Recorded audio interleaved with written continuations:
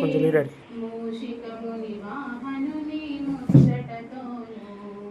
మంగళమని మంగళమని మంగళమనరే మంగళమని పాడరే మన గణనాథునకు కరివదనా సదనునికి కాంతి మంగళం గిరిసుత ప్రియతానయునికి దివ్య మంగళం అత్తమ్మ కనబడతలేదు కరివదనా సదనునికి కాంతి మంగళం గిరిసుత ప్రియతానయునికి దివ్య మంగళం